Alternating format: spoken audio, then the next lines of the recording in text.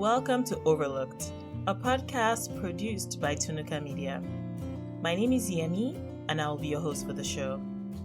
Released weekly, I share overlooked stories from around the world with you.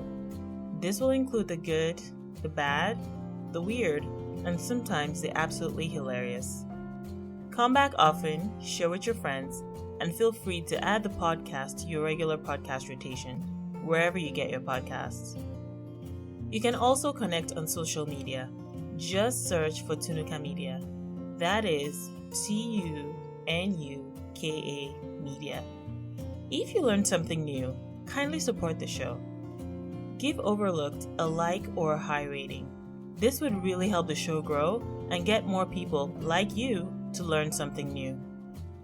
Finally, if you come across stories or articles that you think should be featured here, please don't hesitate to share them. Now, it's time for this week's episode.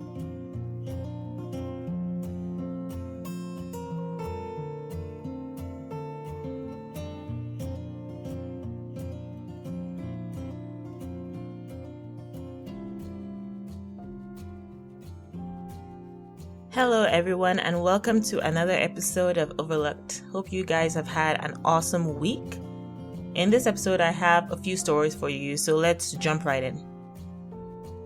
In India, at least 20 soldiers passed away in a bloody brawl with Chinese troops on Monday in the Galwan Valley close to Aksai Chin, an area controlled by China but claimed by both India and China. China also suffered some casualties. Both sides have accused the other of overstepping the de facto border, so-called the line of actual control. The line runs along the western sector of the valley. The details of what happened still remains muddy, but it may obviously never become clear. According to one Indian source that connected with CNN, the recent squabble started after a Chinese tent that was constructed on Sunday night was torn down by Indian troops. By the next day, Chinese troops, armed with stones and bamboo sticks in real old-school fashion, returned and attacked the unprepared Indian troops.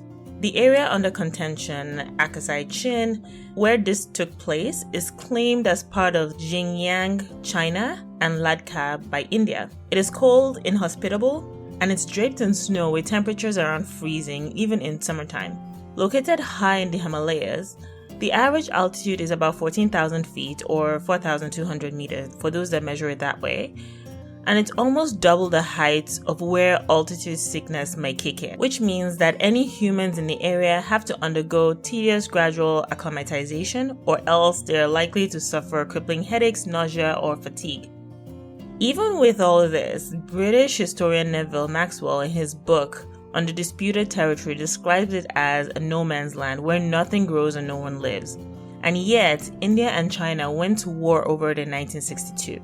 Sparked by long-standing historical territorial disagreements, a lot of these disagreements remain till this day. In recent weeks, China and Indian troops have been locked in an aggressive posturing on multiple occasions along the two nations' de facto border. This has raised tensions between these two nations that actually have nuclear arms. Over the past 10 years, India has been boosting its border infrastructure with new roads and air bases inaugurated in remote Himalayan areas. These activities may have triggered recent tensions, but again, it still remains unclear.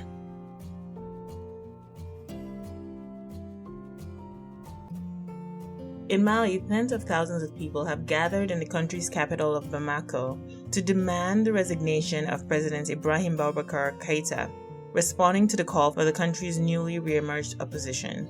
President Keïta, who is currently 75 years old, is under pressure from citizens over his failures to contain a jihadist insurgency that re-emerged in northern Mali in 2012 and spread to the fragile center of the West African state. Since 2012, thousands of soldiers and civilians have died, and hundreds of thousands have fled their homes. But the slow pace of political reforms, a fledgling economy, and widely shared perception of government corruption have also fed into anti-Keïta movement. This sharpening political divide has started to worry the country's neighbors, who are concerned that further instability could inflame an already volatile situation. A delegation from the Economic Community of West African States, otherwise known as ECOWAS, met Mali's prime minister as well as opposition figures on Thursday and Friday this week in a bid to diffuse tensions.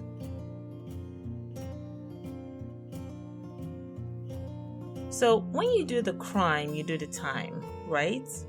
That's the general saying. But how does that really stack up when the criminal is an alcoholic monkey? Well, in this story, a monkey named Kalua has been sentenced to life in prison. You'll hear why. According to reports, the animal has bitten over 250 people. One of his victims even passed away. Kalua is a pet monkey, and he was owned by an occultist, which is someone who believes in the existence of supernatural powers and power of magic. And that occultist regularly gave Kalua alcohol. The monkey eventually became an alcoholic. After his owner passed away, Kalua became aggressive when the flow of alcohol stopped, so his cravings could not be met. He went on a rampage across the Mirzapur district in India and bit everyone he came across. It was also noted that the monkey had a tendency to attack women's faces and would also attack other monkeys if put in the same cage with them. Now, months after being captured and put into the equivalent of a drunk detoxification tank, he remains incredibly aggressive towards people especially. It has been decided by local authorities that rather than release him into the wild and risk him attacking other animals and people, he would spend the rest of his life in isolation at the Kanpur Zoo.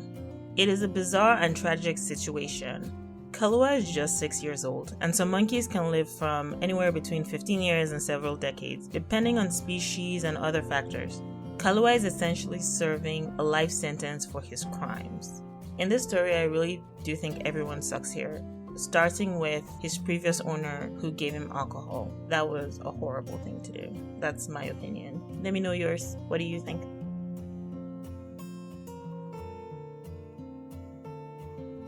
Kenya has been elected a non-permanent member of the UN Security Council, defeating Djibouti for one of the seats designated for African countries.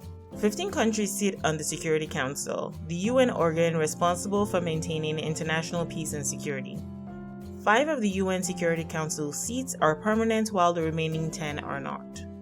The 5 permanent members have the right to veto resolutions, and these members are China, France, Russia, the United Kingdom, and the United States.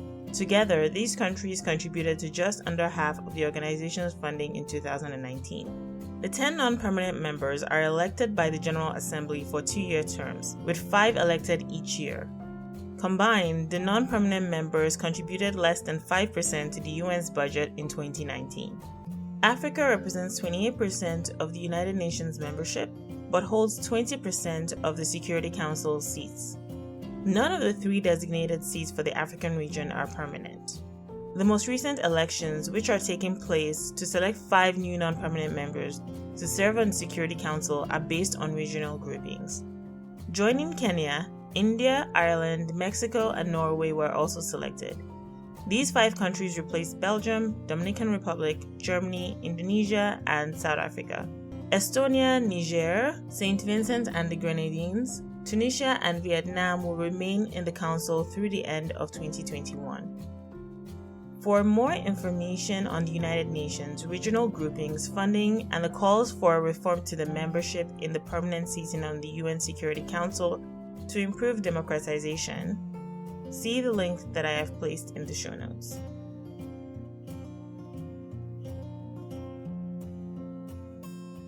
Saturday, June 20th, was World Refugee Day.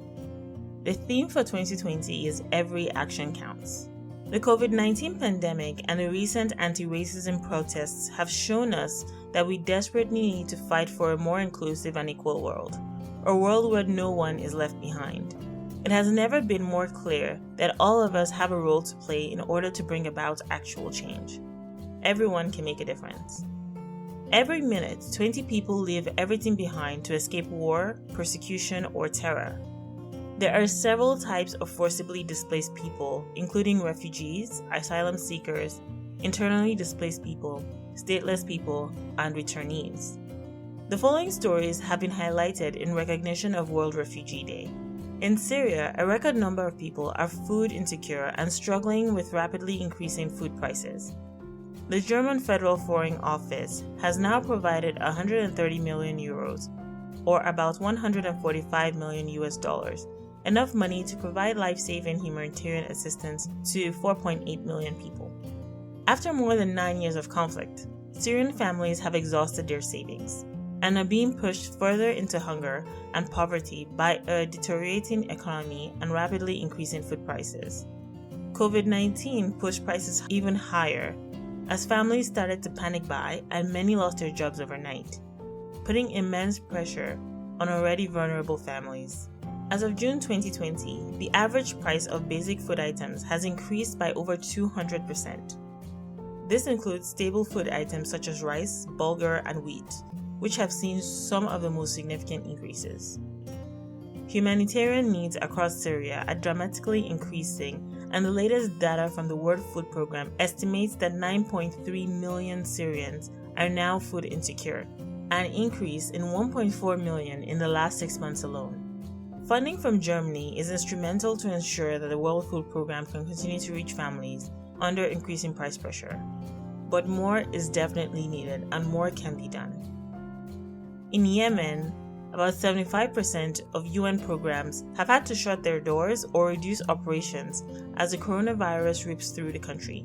The global body's World Food Programme had to cut its rations in half, and UN-funded health services were reduced in 189 out of 369 hospitals around the nation. Dwindling funds are the result of several factors, but among the top reason is obstruction by Yemen's Houthi rebels, which control the capital of Sana'a and other territories. The United States, one of the biggest donors, decreased its aid to Yemen earlier this year, citing interference by the Houthis. To ensure that these people don't go forgotten, you can help. You can help by keeping informed and raising awareness on issues going on in Yemen and Syria, sharing the references that I am going to link to in the show notes. You can also sign online petitions, such as the one called Stop the War and End the Famine in Yemen, which currently has about 1.5 million signatures on change.org. You can also make financial donations to organizations providing services. This include, but are not limited to, the UNRefugees.org, SaveTheChildren.org, SAMS-USA.net, ProjectHope.org, Islamic-Relief.org, Baitulmal.org. All of these will be included in the show notes. The humanitarian crisis happening in both Syria and Yemen deserve more coverage than they're being afforded right now. They need your help. This is not a them versus us problem. It is a human problem, a global problem. It is our problem. This brings us to the end of this week's episode. Have yourselves a blessed week. Bye.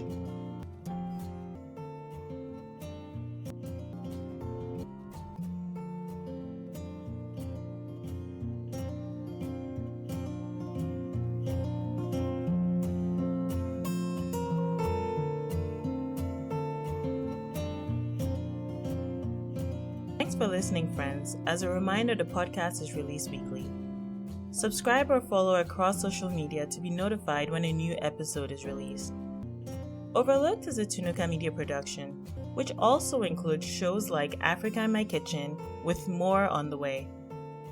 Follow TunukaMedia on Instagram, YouTube, Facebook, and Twitter to connect to say hi or to be on the forefront of upcoming shows and program schedules. Until next time, I'm your host Yemi, wishing you a better tomorrow.